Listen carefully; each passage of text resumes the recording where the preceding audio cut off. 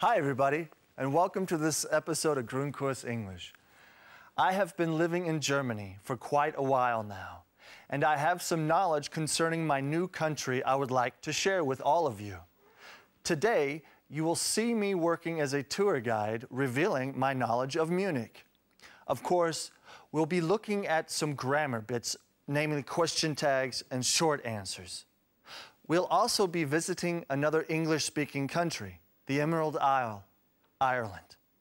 And we will be getting some useful information from the cowboy, our language detectives Sherlock Holmes and Humphrey Bogart, and our Bavarian who is in Boston. And now, I have some useful information for you. A tourist is by definition someone who travels to and stays in places outside his usual environment for more than 24 hours and not more than 1 year for leisure, business, and/or other purposes. Yeah, I did look that up. A well-known tourist named Gulliver was definitely in a place outside his own environment, but it's hard to say if his travels were leisure. The Irish author Jonathan Swift wrote Gulliver's Travels about, well, Gulliver's Travels. The piece we will hear in a second is from the beginning of his journeys.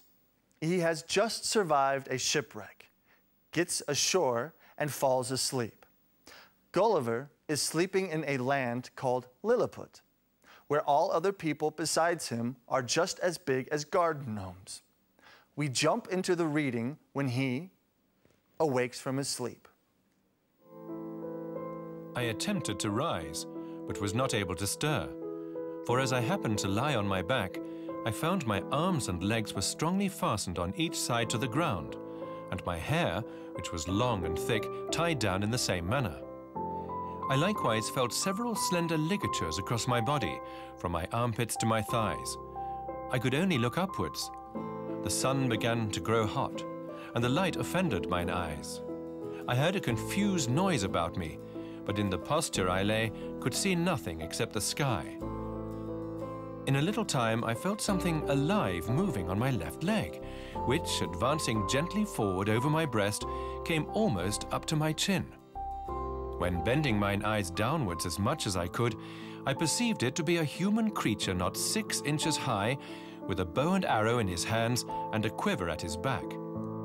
In the meantime, I felt at least 40 more of the same kind, as I conjectured, following the first.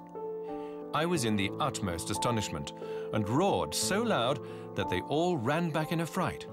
And some of them, as I was afterwards told, were hurt with the falls they got by leaping from my sides upon the ground. However, they soon returned, and one of them, who ventured so far as to get a full sight of my face, lifting up his hands and eyes by way of admiration, cried out in a shrill but distinct voice, "Hekina degul." The others repeated the same word several times, but I then knew not what they meant. I lay all this while, as the reader may believe, in great uneasiness.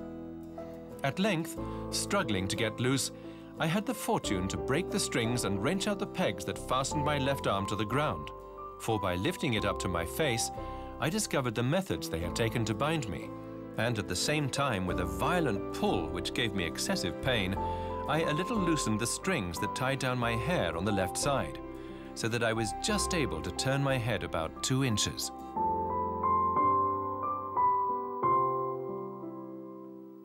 By the way, 6 inches is only 15 centimeters. Traveling is full of adventures, but if you get involved with a group of travelers, you really experience some adventures. One mission in my life is to show the beauty of my new home, Munich, well, to foreigners. And the best way to do that is by working as a tour guide. You wouldn't believe the people who show up. No sense for the historical sites, but a good sense of today's grammar. Question tags. Here we go. This is Marienplatz, Mary Square, Our Lady Square. Since Munich was founded in 1158, this has been the city center. It was the market square until 1807, when King Maximilian I decided to relocate it around the corner to the Viktualienmarkt. Marienplatz is named after the Mariensäule, isn't it? Yes. Mary's Column, isn't it? Yes, it is. The column was erected in 1638 because the city was left unscathed by the Swedish, wasn't it? Yes, it was. Okay, let's move on. Marienplatz is dominated by the old and new city halls. This isn't the new city hall, is it? Actually, it is. And that is the old city hall. It's time to finish this tour, isn't it? No, it isn't. Viktualienmarkt is our last stop. That will be soon, won't it? Let's talk about the world-famous Glockenspiel. Glockenspiel means percussion instrument. The Glockenspiel is located in the tower of the city hall. It brings millions of tourists each year to the city of Munich. Now, let's move on to our last stop, the Viktualienmarkt. That wise guy, or clever clogs, as the English say, from my tour really got on my nerves. It's named after the Mariensäule, isn't it? Was erected in 1638, wasn't it? This is the new town hall, is it? Blah, blah, blah. Anyway, it's time for some grammar, so please, ladies and gentlemen, may I invite you to our lovely host, Carolyn. The camera's on you. You have some information on question tags, don't you? Yes, I have. I'm sorry. Danke, Eric. Question Tags, das sind Frageanhängsel. Man kann sie mit so etwas wie nicht wahr, stimmt's oder und nicht übersetzen. Man verwendet die Tags also, wenn man sich seiner Sache nicht so ganz sicher ist. Erinnern Sie sich an die Auxiliaries do, have, will und be aus Folge 3? Die spielen bei der Bildung der Question Tags auch eine entscheidende Rolle. Wir schauen uns den Besserwisser aus dem Film noch einmal an.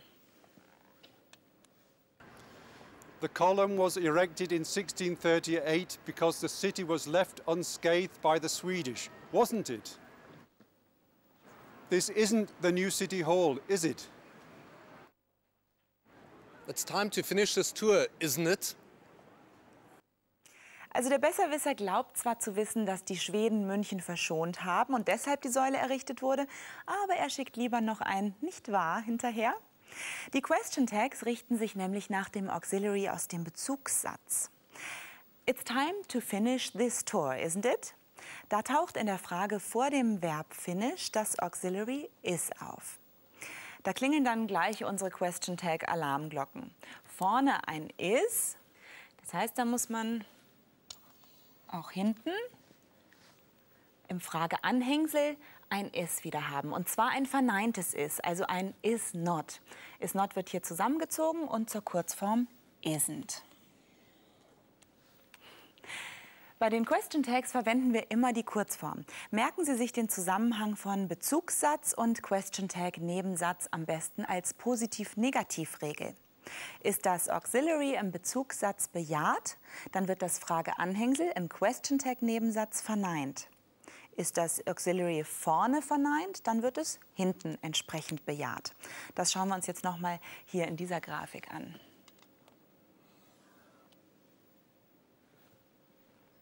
Also, this isn't the new city hall, is it?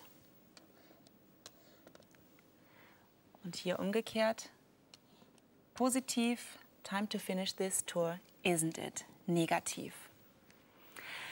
Nach dem Schema funktionieren alle Question Tags. The column was erected, also wasn't it.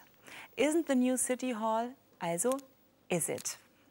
Hätten wir vorne ein have, dann, Sie haben es sicher schon rausgekriegt, käme hinten ein have not bzw. haven't. Ein do würde zu don't, ein will zu will not, was in der Kurzform, aus welchen Gründen auch immer, nicht zu willn't, sondern zu won't wird. Noch nicht kurios genug? Dann schauen Sie sich mal den folgenden Satz an.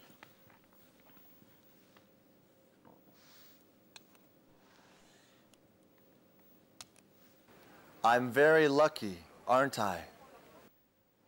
Für am not gibt es keine Kurzform. Als Anhängsel wird also aren't I verwendet. Damit haben wir die Auxiliaries be, do, have und will schon mal besprochen. Nach dem gleichen Prinzip funktionieren die Question Tags auch bei den übrigen Auxiliaries wie can, must, shall und may. Steht im Bezugssatz ein can, wird im Question Tag ein can't daraus. Oder wenn der Satz lauten würde, you can't be quiet, can you? Wird es zu can. Was aber mache ich mit meinen Tags, wenn da gar kein Auxiliary im Bezugssatz steht, sondern nur ein sogenanntes Vollverb? Wenn der Satz zum Beispiel so aussieht.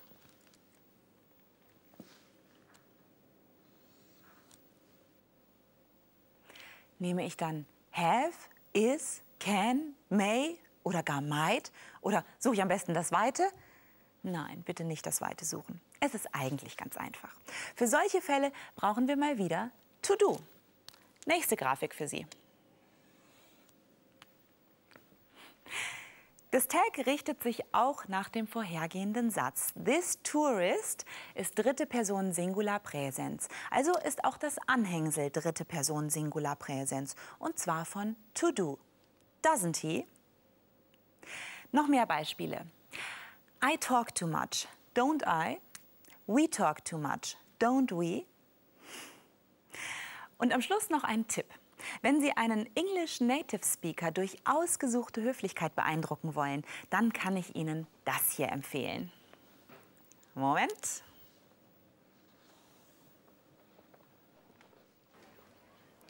Let's sit down, shall we?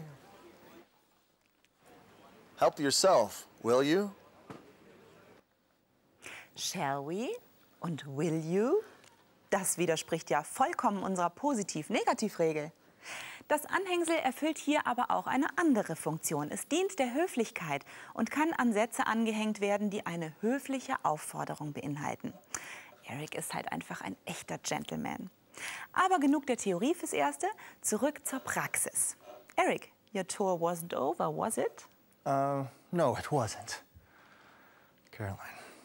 But before we get back to it, I would like to visit another foreigner. Ladies and gentlemen, the Bavarian in Boston.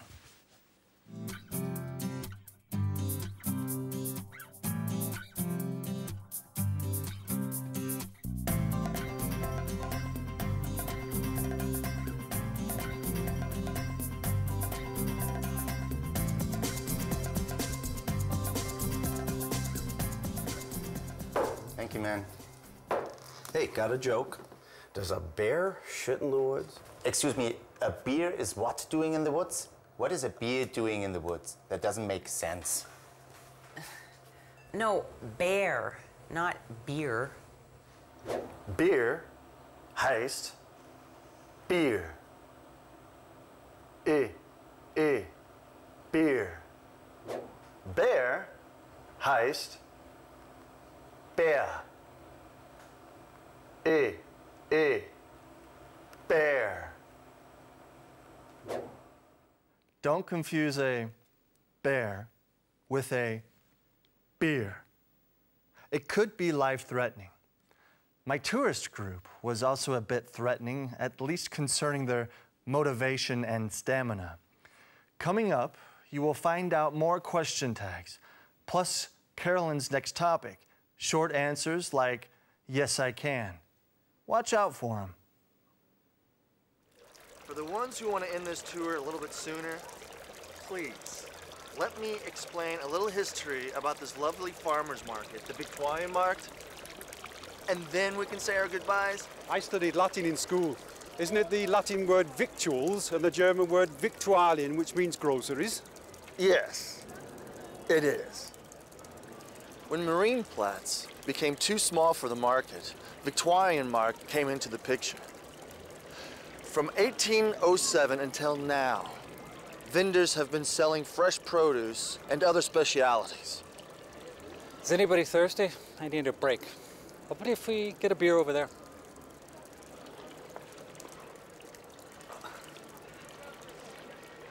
It's kind of rubbish film.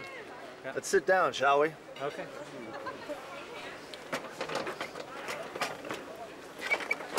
Help yourself, will you? Okay. Thanks.